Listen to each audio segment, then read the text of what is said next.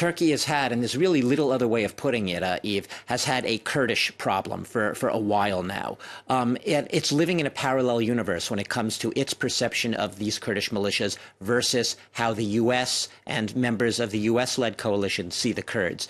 We've been saying this again and again. We just heard it in that report. To the Turks, these Kurdish militias, whether we're talking about the Syrian ones based in Syria, in this province that they're right now waging this campaign in, whether we're talking about a different Kurdish group, the PKK, the Kurdistan Workers' Party, which is based in southern Turkey, a different group, Turkey equates it all. It lumps them all together, and in Turkey's views and in official statements again and again, they are referred to all as linked up terrorist groups. To Turkey, they are terrorists. To Turkey, they must be eliminated. Now, this might seem paradoxical. You'll hear Erdogan and other Turks say, we have nothing against the Kurds. We're simply targeting these Kurdish militias. Militias which, as we just heard, are also very effective fighters alongside the U.S. in driving back the Islamic State group, have practically vanquished that group on the ground. Look, this campaign began in August of 2016. We already had a military operation launched by Turkey where there was an incursion across the border into northern Syria, into the region now in between Afrin and another one to the east, where they basically were repelling Islamic State fighters and at the same time trying to eliminate and push back the Kurdish militias, this group. They have controlled, and Syrian fighters have controlled, that central zone along its northern border. What they haven't controlled, this was an 8-month campaign, the one they launched in 2016.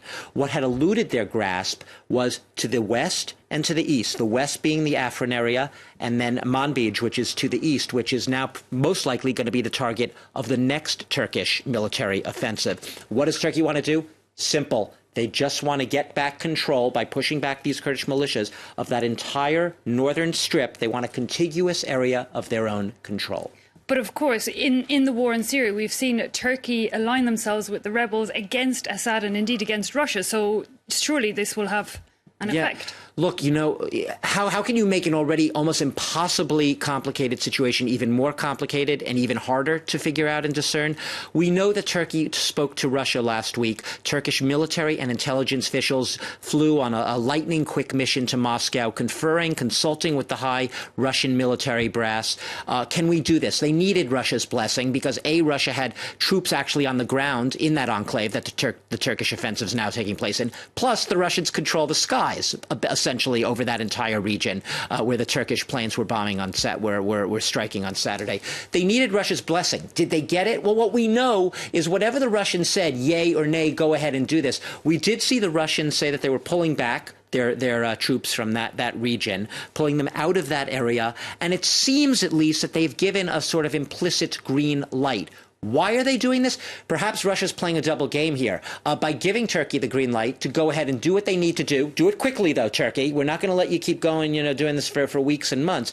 Quickly, get it over with. We'll let you do it. Perhaps it's slightly in Russia's interest to play all sides, driving that wedge between Turkey and that Western-led, U.S.-led coalition. Russia knows that whatever Turkey is doing in that area right now is making the U.S. not just furious, but almost hopping mad. We had Rex Tillerson on the phone with his Russian, Turkish counterparts over the weekend, expressing in diplomatic language concern. I suspect that there were slightly sharper emotions than that. Russia knows that right now relations are very strained between Turkey and the U.S., and perhaps that accommodates Russia for the time being. Bottom line, more strife, more complication, no end yet to the Syrian conflict.